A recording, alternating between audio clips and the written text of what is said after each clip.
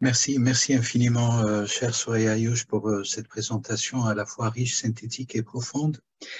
Vous avez pu quand même nous transmettre des fragments dimensionnels par rapport à cette grande thématique, à savoir les approches psychospirituelles qui se complètent et qui se nourrissent les unes des autres. Et vous aviez fini, cher Soraya, sur cette vie intérieure, ou cette dimension de l'intérieur qui est fort importante d'ailleurs, dans ce qu'on appelle la psychologie spirituelle de manière générale, la psychologie soufie en particulier. Et pour ma part, je crois que il est très important aussi de rappeler peut-être de commencer. Vous avez mis le doigt dessus, ce retour au texte, ce retour au scripturaire qui est fondamental pour pouvoir essayer, hein, ne serait-ce essayer par l'exemple des maîtres vivants, à l'instar de Sidi Hamza, rahmatullahi alayh, et d'autres, Sidi Jamel et tous les autres, tout dépend de l'ordre ou l'école spirituelle à laquelle on appartient, et de s'inspirer. Ce terme est très important aussi dans la psychologie spirituelle. Je prendrai comme exemple, de manière générale, bien sûr, j'en parle, je dirais un mot certainement sur mes yeux, les plus grands des maîtres, en termes de matière connaissantielle et scientifique, à savoir Ibn Arabi, rahmatullahi alayhi, mais je commencerai par cet exemple que vous aviez cité, à savoir l'imam Soulami. Donc l'imam Soulami qui s'inscrit parmi les maîtres spirituels d'une longue chaîne des héritiers du prophète Mohammed alayhi salatu wassalam, et qui laisse ce petit traité, hein, ce petit traité qui est le traité de Uyubun Nafsi wa Mudawatuha, et qui a été bien sûr, pour ceux qui s'intéressent à jeter un coup d'œil, traduit, publié chez Arche Milano en 1990. Une bonne traduction dans l'ensemble, à l'instar d'un petit bémol sur le titre lui-même du livre, j'y reviendrai peut-être plus tard. Et dans ce traité, vous avez ce grand imam, ce grand maître spirituel de l'islam, nous dresser toute une liste, non pas des maladies de l'âme, mais des défauts de l'âme, littéralement parlant. Peut-être même, si on étendrait le champ sémimique, de vice de l'âme, ou de déviance de l'âme, ou de faiblesse de l'âme, par extension, même si vous voulez, ce sémème est assez faible dans le champ sémantique de la racine elle-même. Et l'imam Soulami va dresser 72 exactement, défauts ou faiblesses, défaillances de l'âme, auxquelles il va essayer, en tout cas il donne, à la lumière du scripturaire coranique et du scripturaire prophétique parfois, il va essayer de donner des remèdes ou des pansements pour pouvoir rétablir ces défaillances de l'âme que lui juge foncièrement inhérents à la nature même de l'âme telle qu'il est attesté dans le Coran. Je crois que Soraya Ayouch tout à l'heure avait cité aussi que il faudrait peut-être de manière beaucoup plus objective parler aujourd'hui, non pas de plusieurs âmes au pluriel, mais de parler de degrés de l'âme. Autrement dit, on pourrait trouver, chez quelques spécialistes, on pourrait aussi parler des facettes de l'âme, car il n'y a qu'une seule âme. Et c'est vrai que Soulami va classifier, si vous voulez, les facettes de l'âme en une triptyque. Donc, l'âme instigatrice du mal, qui est la base de toute âme, hein, qui est un résidu dans les âmes de manière d'origine, et une deuxième facette de l'âme ou un deuxième degré de l'âme qui est l'âme apaisée ou l'âme apaisée, et puis un troisième degré qui est l'âme qui a ce caractère de reproche, hein, qui signifie celle de l'âme du blâme, qui est tout le temps à nous remettre en question, à nous ordonner de faire quelque chose et puis immédiatement nous reprocher pourquoi l'avoir fait. Et donc, pour Soulami, bien sûr, il établit, si vous voulez, son approche explicitement spirituelle, explicitement psycho-spirituelle. C'est une approche psycho-spirituelle dans la lignée, si vous voulez, des grands maîtres, même des autres traditions, mais en se basant sur 3 sources scripturaires des paroles de Dieu, du Coran. Mais en réalité, si je peux me permettre d'apporter, si vous voulez, une critique complémentaire à ce que Soulami avait présenté dans ce traité, en regardant les signes coraniques dans lesquels Dieu nous dévoile, si vous voulez, les grands aspects, les grandes facettes de l'âme, nous avons 6 âmes et non pas, ou 6 facettes de l'âme, 6 degrés de l'âme et non pas 3. Bien sûr, Soulami fait une approche acronymique ou acromorphémique des signes coraniques. Il va s'arrêter sur la première mention concernant ce signe coranique de l'âme, alors que dans le même signe, vous avez al-mutma'inna, al-radiya ou al-mardiya. Par conséquent, si vous voulez, il n'évoque pas ces degrés qui sont cités dans le même signe coranique. Pour ma part, je crois qu'incontestablement, la représentation, en tout cas, des sources de l'islam de la manière la plus objective concerne 6 facettes de l'âme ou 6 degrés de l'âme. Je dirais même, peut-être si on pousserait l'analyse un peu plus loin, qu'il y aurait 7 facettes de l'âme. Mais je ne crois pas qu'il faudrait peut-être aborder ce point immédiatement. Alors, 6, elles sont attestées dans le Coran et corroborées dans la tradition du prophète, vous avez une âme amaratun bisu', donc qui instigue le mal de manière récurrente, une âme qui nous blâme à tout instant.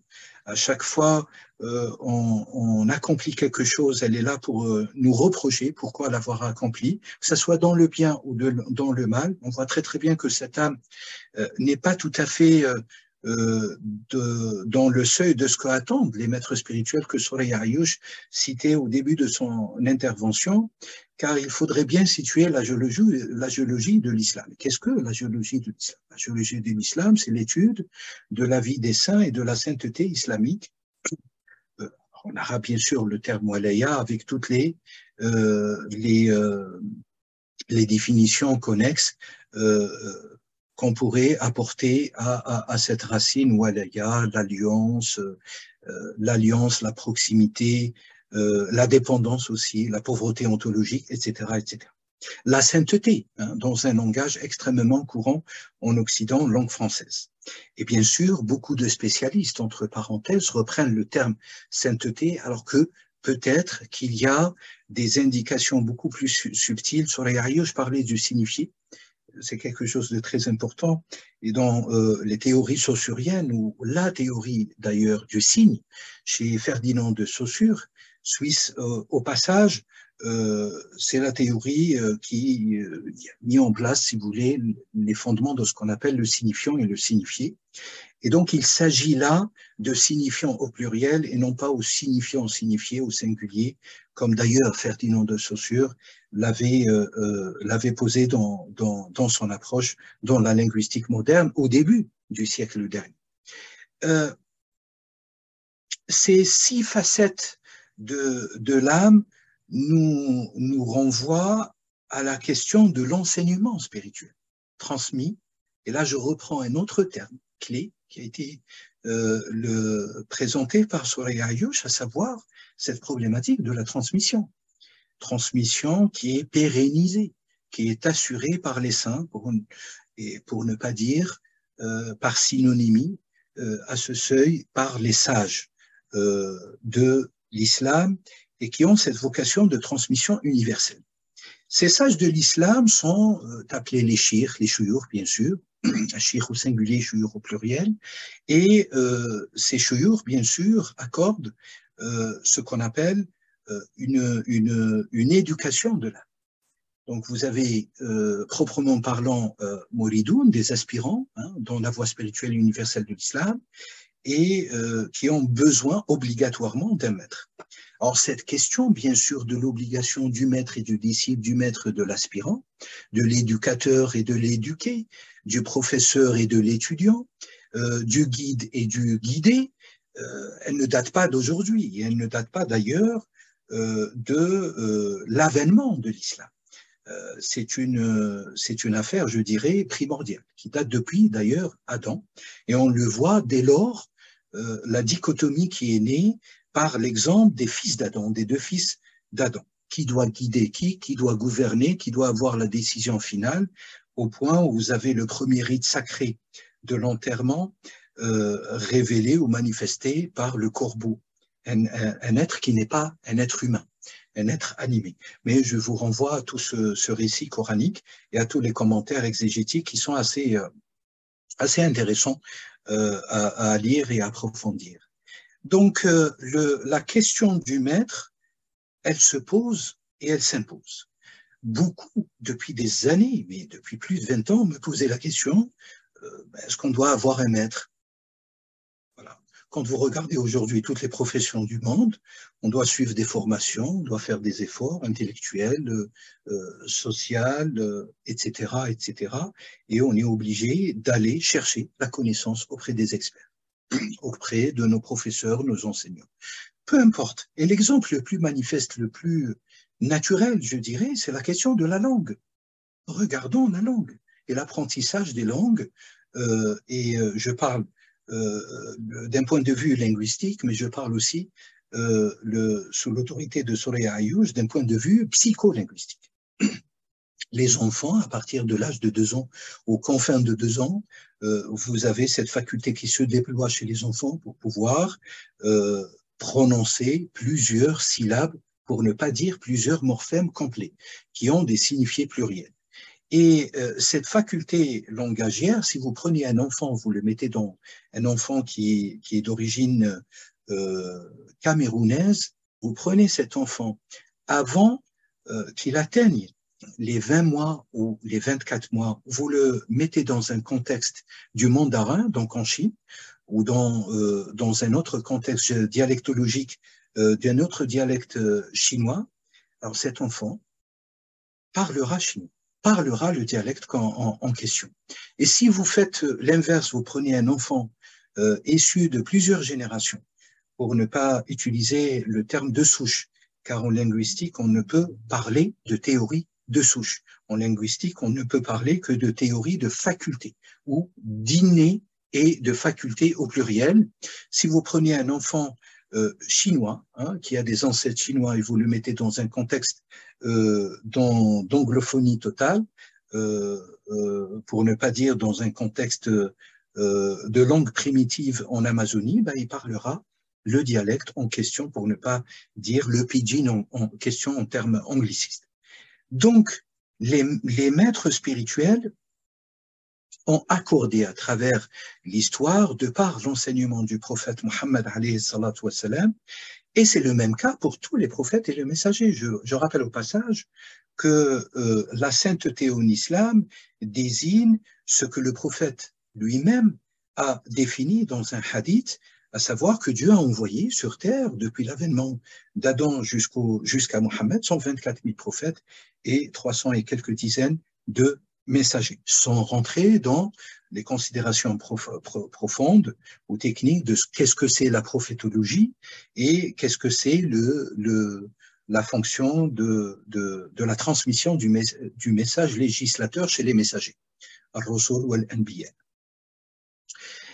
Et donc, à cette question, vous avez la réponse scripturaire, comme le disait Soraya Ayouch tout à l'heure, irréfutable dans le Coran, à savoir la sourate 19, sourate la caverne, dans laquelle vous avez ce récit fondamental et irréfutable. De qui? Justement, chère Soraya, vous parliez de Moïse et la religion, et en réalité, il s'agit aussi de Moïse. Moïse, messager de Dieu, élu de Dieu, pour les descendants d'Israël, et qui va être éprouvé d'une sacrée épreuve en termes de quête de la science par rapport à un maître inconnu qui est bien sûr connu dans la tradition de l'islam et aussi tradition asiatique assez connexe et transversale sous le nom de Al-Khidr, l'homme verdoyant ou le verdoyant tout simplement, et qui lui-même bien sûr sous attestation de la parole de Dieu, Abdun min ibadina, un serviteur parmi les nôtres, savoir un serviteur, un envoyé de Dieu, hein, entre guillemets, d'un prophète de Dieu, un envoyé de Dieu. Et donc, Moïse, qui est le maître qui reçoit la révélation et qui parle avec Dieu directement, est obligé, alors qu'il est maître pour sa communauté, maître législateur, un messager, se retrouve dans une situation incroyable de devoir suivre un maître inconnu qui est le Khidr, et qui est un homme inconnu et qui reçoit une science immanente, une science directe, explicite de Dieu. Et donc, nous avons là la preuve scripturaire du modèle, pour revenir à la géologie ou à la sainteté en islam, pour reprendre ce terme, la preuve irréfutable du maître et du disciple. D'où l'importance qui a été abordée par Soraya Ayouch de cette matière de l'éducation de l'âme. Qu'est-ce que nous révèle le petit traité de Soulami? En réalité, il nous révèle la nécessité fondamentale et capitale de l'éducation de l'âme. L'âme a des défauts, a des vices, a des déviances. D'ailleurs, Soulami nous dit qu'il y a deux penchants, deux macro-penchants chez l'âme, la passion et le désir. Entre crochets, le désir peut être charnel, mais pas que charnel.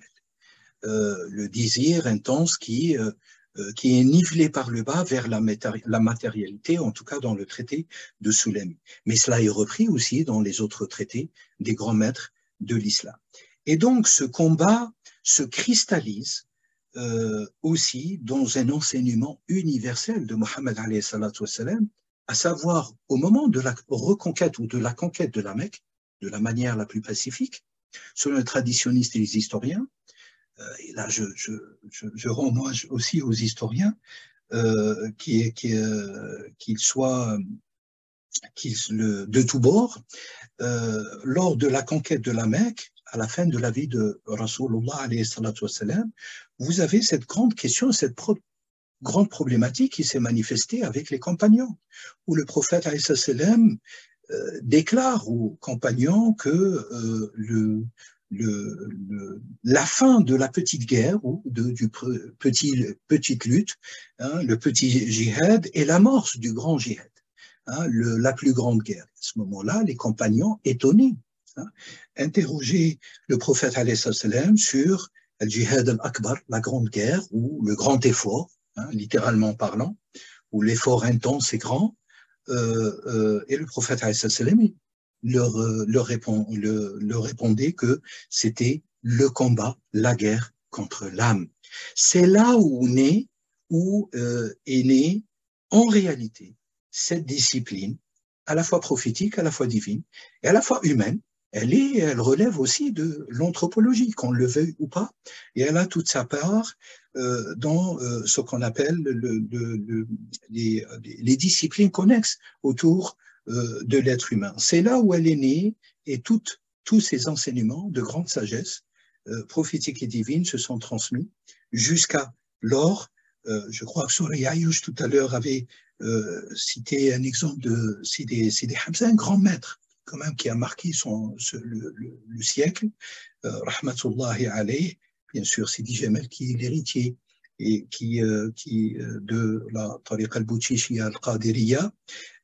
Et vous voyez dans le Boutchichiyya al-Qadiriyya, en réalité, l'alliance et l'héritage commun de tous les ordres spirituels, pour ne pas dire les écoles spirituelles, parce qu'il y a le rattachement avec Abdul Qadir al-Jilani, toute l'affiliation de Abdul Qadir al-Jilani, décédé en 1066. Peut-être pour aller très très vite et ne pas trop déborder et ouvrir peut-être l'échange, je reviendrai en détail s'il y a des questions moi-même et Soraya Ayouch sur ce grand sujet de l'éducation de l'âme, de la discipline de l'âme, des secrets de l'âme, de ce mystère qu'est l'âme en réalité. de la définition de l'âme avec vous, je me permets de prendre encore 2 petites minutes pour vous donner quelques références très importantes, mais la liste n'est pas exhaustive, bien sûr, elle est succincte, mais importante peut-être pour pouvoir approfondir ce sujet par vous-même. Vous avez cette tradition, bien sûr, commence par le hadith que je viens de citer, qui est fondamental et incontestable dans la tradition universelle de l'islam, de Al-Jihad al-Akbar, la grande guerre, est amorcée, déclarée par le prophète et enseignée, bien sûr, aux compagnons, dès lors qu'il avait conquis, lui et les compagnons, la Mecque, sa ville natale, de la manière la plus pacifique au monde. Donc, vous avez de grands maîtres. Les premiers maîtres étaient de type solitaire. Et ça, c'est très important. Avant la constitution de ce qu'on appelle les écoles ou les ordres spirituels. Moi, je dirais tout simplement les écoles spirituelles, à l'instar des écoles juridiques, à l'instar des écoles de lexicographiques et à l'instar des écoles exégétiques. Et à l'instar aussi des écoles théologiques à travers l'histoire. Toutes ces écoles sont postérieures, si vous voulez, à l'avènement lui-même de la vie de Sayyiduna Rasulullah et de plusieurs de ses compagnons, radiyallahu anhum, ajma'in wa anna, insha'Allah, ya Rabbal alamin. Vous avez cette discipline qui est connue en réalité, qui est attestée dans l'enseignement du prophète, sous l'onomastique de ilm al-adab. Vous allez retrouver à travers une littérature mais extrêmement abondante, d'ailleurs exploitée même chez les savants musulmans et les savants non musulmans de manière vraiment extrêmement microscopique. Nous avons pratiquement rien, bien sûr, il y a des petites traductions ici et là, mais si vous voulez, nous avons un corpus colossal à exploiter. Je pourrais citer par exemple Dunnul Mesri,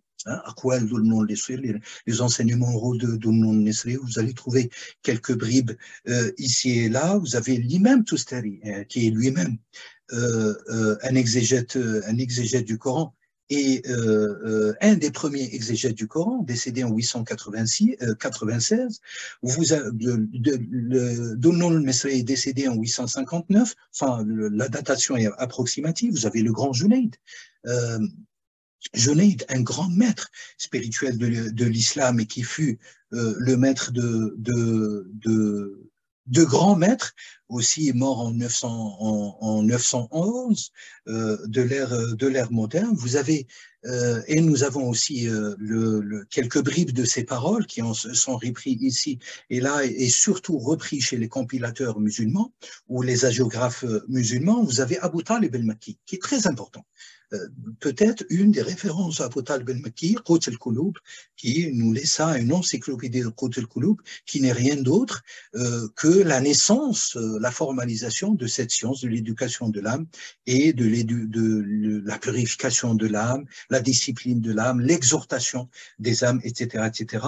Décédé en 996, vous avez bien sûr, tardivement, vous avez le maître Sohrawardi, vous avez beaucoup de maîtres d'Asie mineure que je ne saurais citer ici.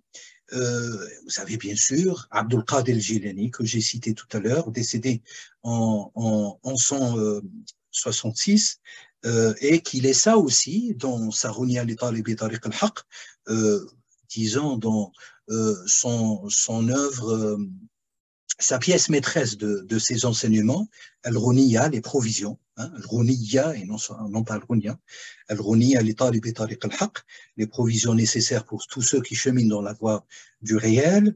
Le dernier chapitre, une section, un kitab d'ailleurs, un traité qui traite de ce qu'on a Kitab Adab al-Muridin.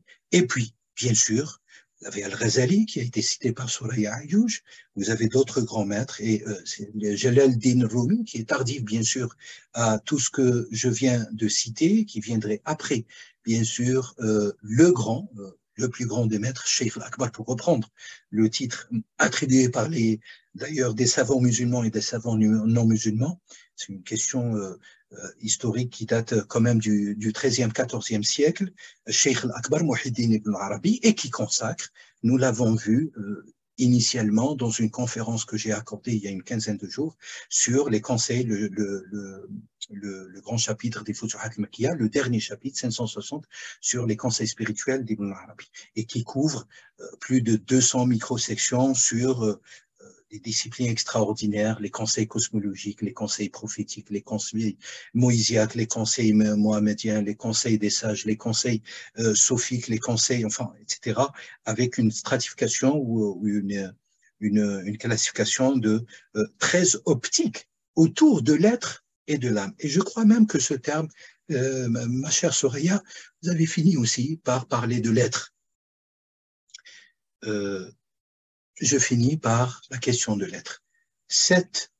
La géographie, en réalité, c'est toujours pensé. Et c'est son caractère principiel, pour ne pas dire terminal, sur la question de l'être, la purification de l'être pour pouvoir arriver à cette réalisation, la réalisation au sein de cette réalité mohammedienne qui n'est rien d'autre que l'esprit Mohammed alayhi salam, primordial à toute la cosmologie, à toute la genèse et l'existenciation de ces mondes.